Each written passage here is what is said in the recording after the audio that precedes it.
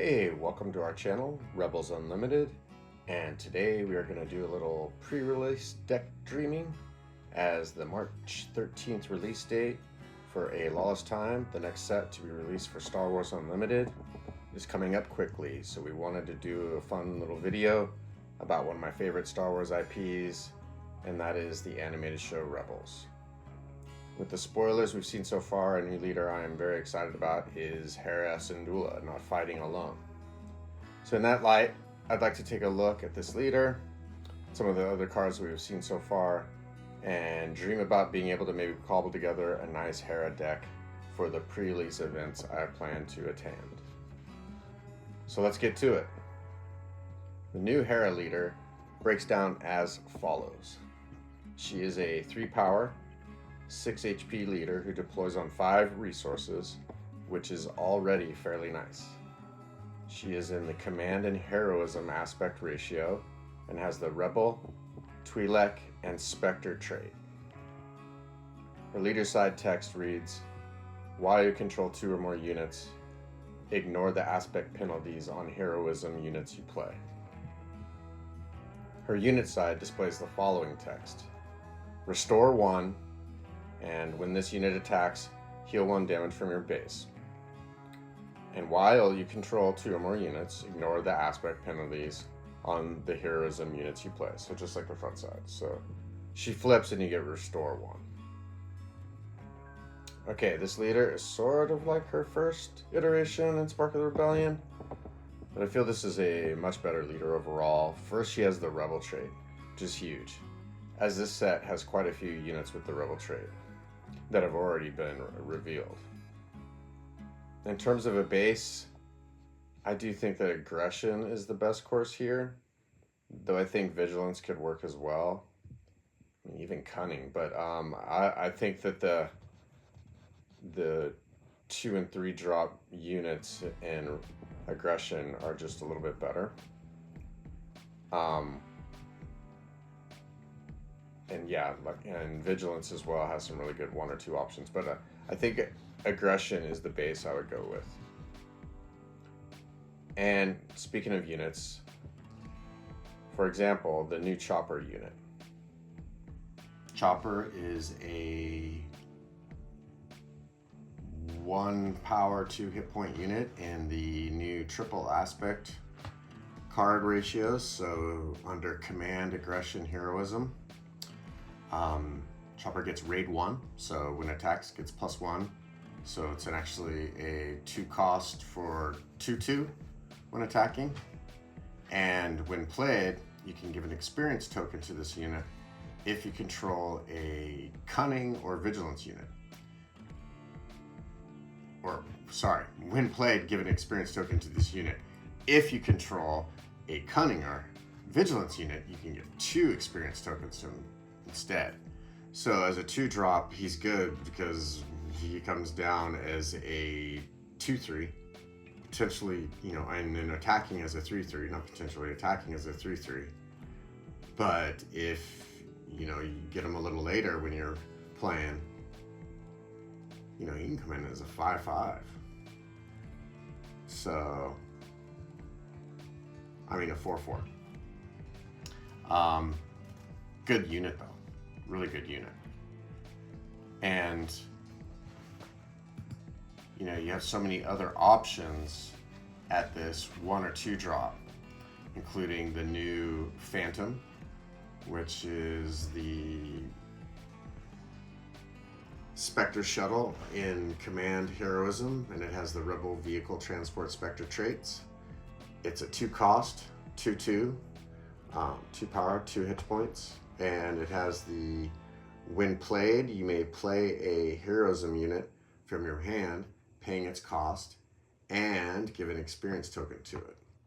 So great little kind of way to get an extra unit on board if you have the resources, and then that helps in terms of getting your 2 units down for the Hera's leader effect. But you also have the 1 cost Scarif Lieutenant, and that comes in under the command heroism aspect ratio at a 2 power 1 HP, and it has the when defeated give an experience token to a friendly rebel unit. So you're gonna pay off even if it goes bye-bye. I mean, good, you know, turn one options right there for this deck. You also have the new R2-D2 unit that's 2 cost and under command heroism. And it is a 1 power 3 HP, and it has the Rebel Droid traits.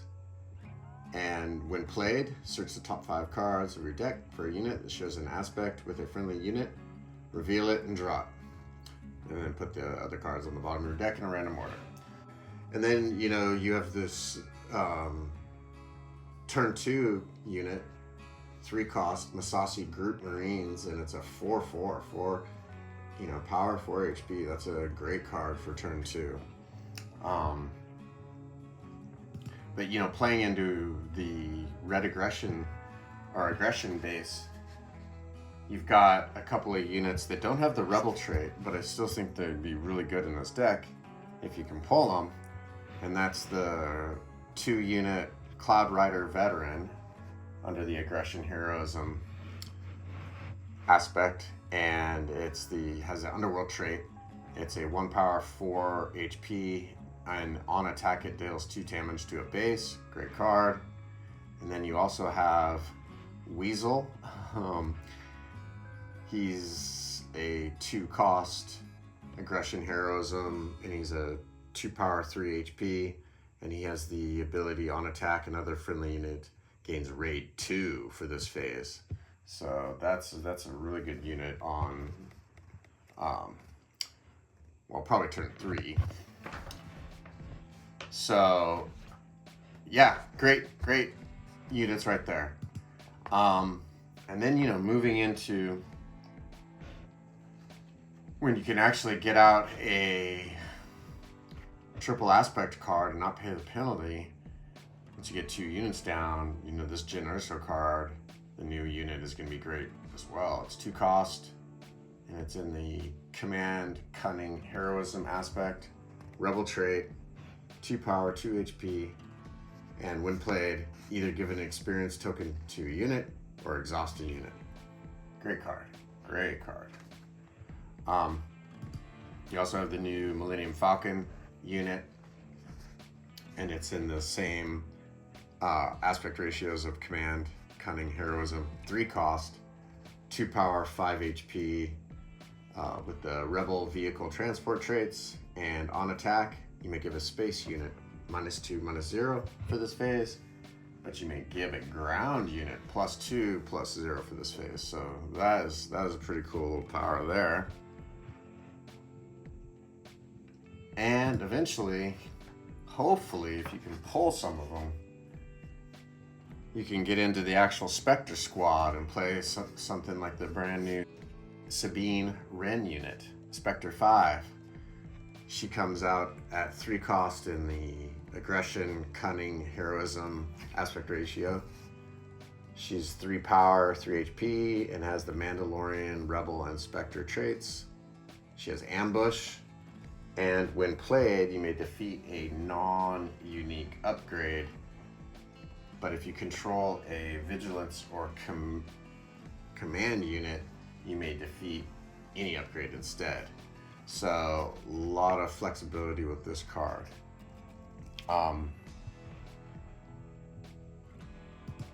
You know, eventually, hopefully you can get out, or if you can pull the new Ezra Bridger unit, Spectre 6. 4 cost, comes in the vigilance, command, heroism aspects. 4 power, 5 HP with the Force Rebel Spectre trait. Has raid 1, so, you know, 5/5 when attacking. And when played, you may heal 2 damage from a unit. If you control an aggression or cunning unit, you may heal 4 damage from a unit instead. So, you know, that'll help immensely in terms of kind of helping you stabilize your units, hopefully keep them on the board, so you can again take advantage of the leader's ability. And another card that I think looks pretty cool is the new Kanan Jarrus unit, Spectre 1, 4 cost, under the cunning, vigilance, heroism aspects. 3 power, 4 HP, Force, Jedi, Rebel, Spectre traits. Has Restore 1. And when played, you may return a non-leader unit cost 2 or less to its owner's hand. If you control a command or aggression unit, you may return a non-leader unit that costs 4 or less instead. So again, that could really potentially help control the board and tempo to help you get those 2 units out. Being able to continue to take advantage of Hera's ability of playing cards and not paying the penalties. You know, once you start getting a board down and you can play your little more powerful units, a unit like the new Zebarelios unit at 5 cost is going to be really cool to play with. Spectre 4, it's as I said, 5 cost, comes in under the vigilance, aggression, and heroism aspects. It's a 4 power, 4 HP unit with Sentinel, and when played, you may deal 3 damage to a ground unit. That's pretty cool. If you control a command or cunning unit, you can deal 5 damage to a ground unit instead. So again, this unit could really help you try to continue to keep those 2 units at least on the board, so you can take advantage of playing those out of aspect cards and not pay the penalty, and look for those synergies that way. But there's other, strong cards out there in the set that have been, we've seen spoilers for, including the new Lieutenant Gorn unit. 3 cost, cunning, heroism, has the Imperial and Rebel traits, and is a 4 power, 4 HP. But this is the kicker on this card. On attack, take control of an enemy credit token.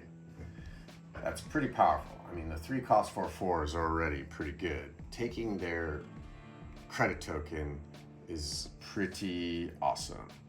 I mean, in pre-release, if you could be able to take their tokens and use that to ramp, I mean, the tempo in your favor, it's going to be huge in pre-release if you pull this card. So definitely play it for sure if you pull it and can.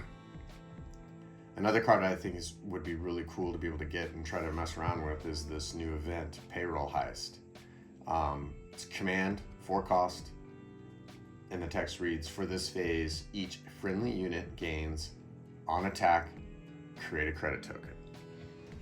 That can be pretty powerful, even if you only attack with 2 units. But if you could somehow get up to 3-4 units on the board and attack, and have 4 credit tokens for your next turn, you could really, really, really ramp into some of the high-powered units I would look to play, including Baze Malbus,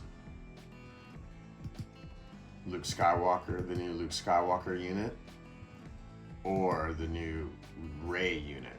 They're all pretty nice and I think would do a lot of cool things in this deck.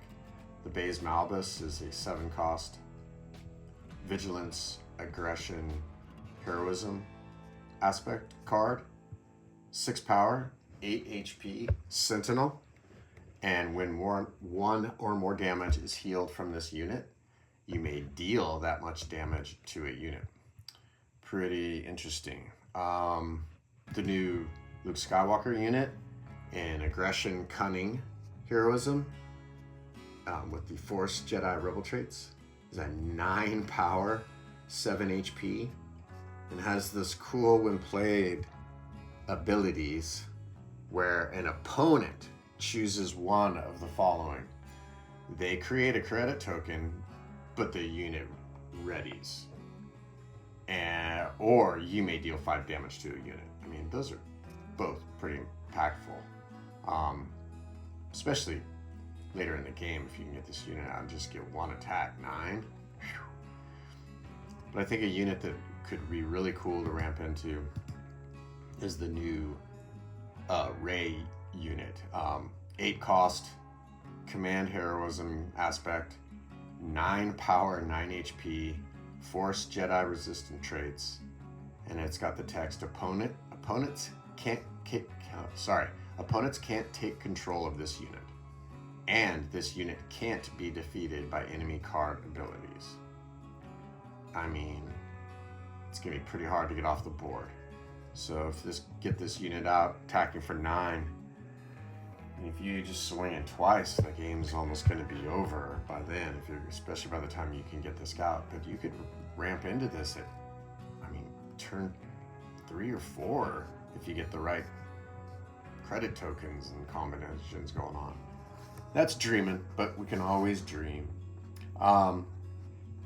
And lastly, I'd like to highlight a couple of new upgrades that I think will be pretty cool if you can pull them and put them into the deck. And the first one is the Infus Nest's helmet card, where it's a 2 cost in the aggression heroism aspect, and it's attached to a non-vehicle unit. An attached unit gains on attack. You may give another unit +3/+0 for this phase, and it gives your unit +0/+2.